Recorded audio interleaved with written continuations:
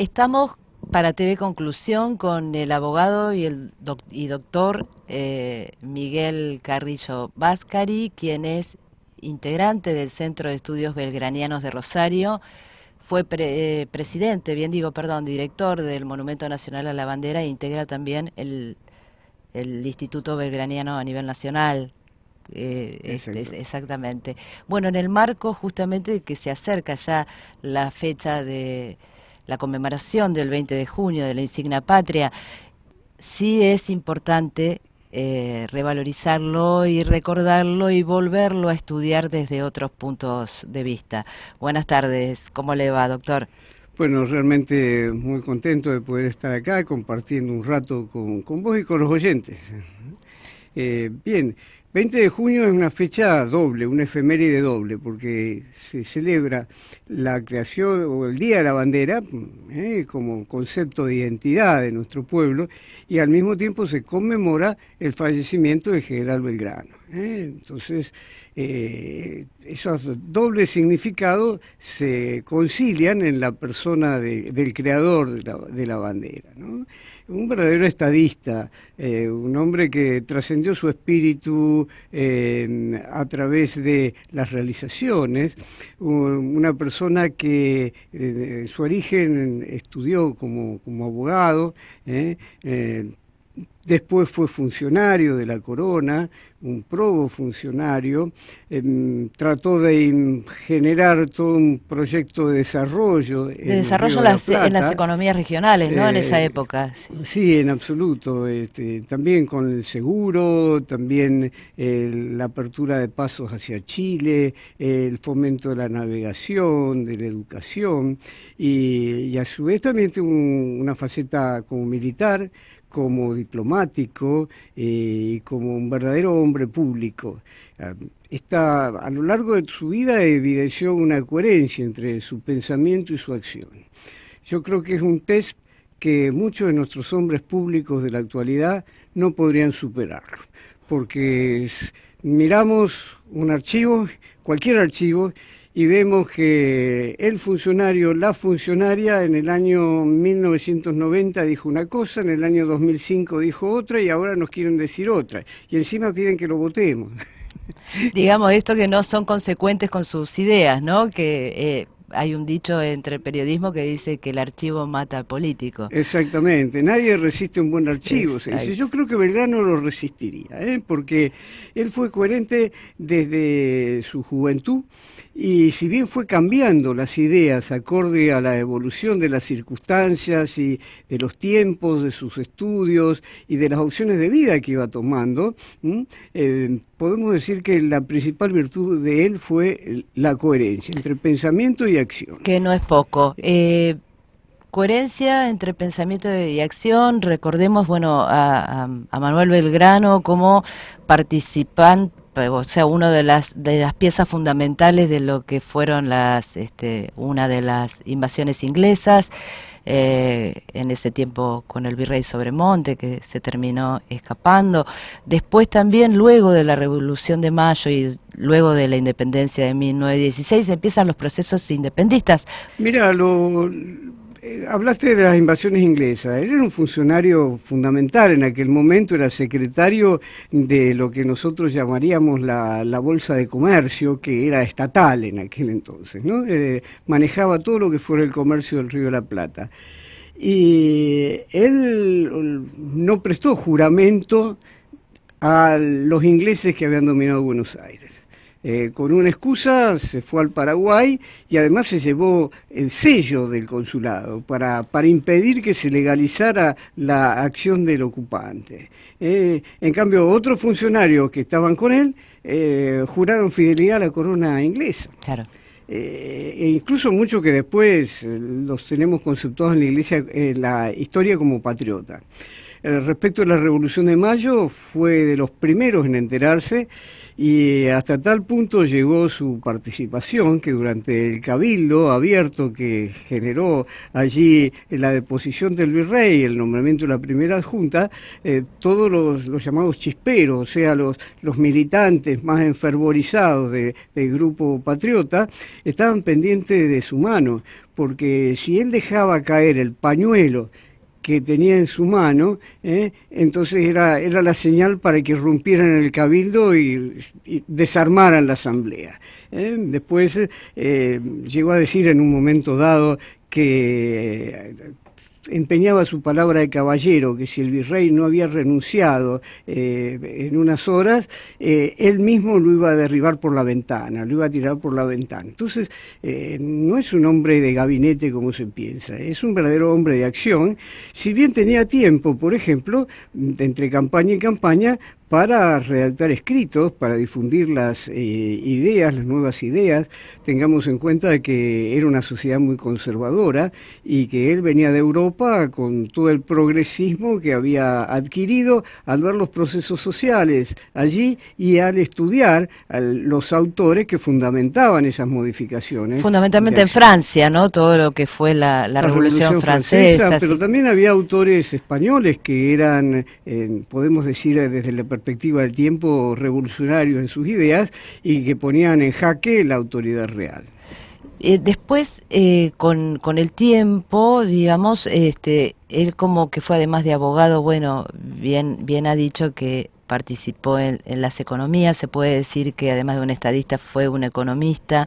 Y les hacía trabajar la tierra a sus soldados. Cuando no era necesario estar en campaña, los tenía haciendo huerta para que cooperaran, digamos, con el desarrollo del país, o del Estado-Nación, ¿no? Claro. En ese momento, digamos, por ahí el concepto que se utilizaba era de Estado, de la conformación del Estado-Nación, o algunos dicen incipiente Estado-Nación. Bueno, director de la Biblioteca Nacional, que no es poco, no hace mucho tiempo todavía vivía Horacio González y era director de la Biblioteca Nacional. Bueno, decía que la biblioteca como institución era importante y tenía incidencia en las acciones del país. Belgrano donó toda su biblioteca para fundamentar ese desarrollo de la biblioteca pública. Y eran muy costosos los libros de aquel entonces, y muy difíciles de conseguir. Entonces, eso es una acción muy meritoria. Sabemos también que donó un premio que recibió por las batallas de Salta y Tucumán para crear 4 escuelas. Y fíjate que también fue promotor de los derechos que podemos llamar hoy derechos humanos. Es decir, en el año 1813 había ocurrido la batalla de Tucumán, había ocurrido el éxodo también jujeño, que los jujeños dejaron todo, quemaron sus cosechas, dispersaron sus ganados y fueron a Tucumán para dejarle tierra arrasada a los españoles. Bueno, y el 25 de mayo de 1813 había que conmemorar la creación de la primera junta, y los jujeños estaban tan pobres que le pidieron prestada la bandera del ejército para pasearla ahí por la ciudad, por la plaza. Entonces no solamente se la prestó, sino que además inventó una nueva bandera blanca con el escudo que usaba la Asamblea del año 13 en el centro, pero con una adición. El gorro frigio, que figura actualmente en nuestro escudo, tenía una borla, y según si se usaba el gorro frigio con la borla caída sobre la frente, quedaba era una recordación de el atributo de poder que usaban los incas, de tal manera que estaba planteando la reivindicación de las culturas americanas con ese símbolo. Y esa bandera se llamó Bandera de la Libertad Civil. ¿Qué significa libertad civil? El Estado de Derecho, es decir, que las autoridades tienen que gobernar no de acuerdo a sus caprichos o hacia sus oportunismos, sino fundamentalmente gobernar según la Constitución y las leyes, o sea, lo que nosotros llamamos el principio de legalidad, o sea, también teniendo en cuenta los derechos de las personas por sobre el interés de los gobiernos. Esa bandera actualmente es el cuarto símbolo nacional argentino, se preserva actualmente en la Casa de Gobierno de Jujuy y en el año 2015 una ley la reconoció como cuarto símbolo nacional patrio. Bueno, hay cosas que no sabemos también. Usted hace, antes, fuera de cámara, comentaba, bueno, esto que muchos, también hay algunos historiadores que dicen que había formado el primer ejército de mujeres. Bueno, usted dice Bueno, que no era tan así. podemos hablar un poquito de eso. Ocurre que algunos colegas quieren trasladar el pasado y mirarlo con nuestros ojos presentes. No digo que esté mal, pero a veces se pasan de rosca. Belgrano tenía una alta consideración sobre el rol social de la mujer. No solamente promovió su educación, sino que además las consideraba dentro de su estructura militar al servicio de la libertad de la patria. Entonces había conformado un cuerpo de espías donde participaban desde una humilde esclava hasta una gran señora. Las madres, hermanas, novias de sus oficiales también participaban de este tipo de circunstancias y las que no espiaban se dedicaban a promover la asistencia logística al ejército. Claro, sus casas con comida. Exactamente. Y sabemos el caso también de Juana Zurduy, que ella sí llegó a comandar un grupo armado, pero lo conformó ella, no lo conformó Belgrano. Las cosas hay que ponerlas en su lugar. Si tenemos que hablar de mérito en eso, le corresponde a doña Juana, pero no al general Belgrano. Entendido. Doctor, para finalizar, sabemos que cerca de esta fecha, bueno, usted está bastante ocupado y con la agenda bastante completa, justamente porque se acerca el 20 de junio. Manuel Belgrano, bueno, como usted bien dijo recién, ha sido quizás un pionero en la cuestión de la accesibilidad a la educación. Era un escritor, dicen que escribía en sus viajes en tren constantemente o en carreta. Él estaba escribiendo cartas. Fíjate que con Güemes intercambia más de 100 cartas. Con San Martín se han conservado una veintena, y así sucesivamente. Y en todas sus cartas trata de difundir estas nuevas ideas, trata de sedimentar el desarrollo institucional del país.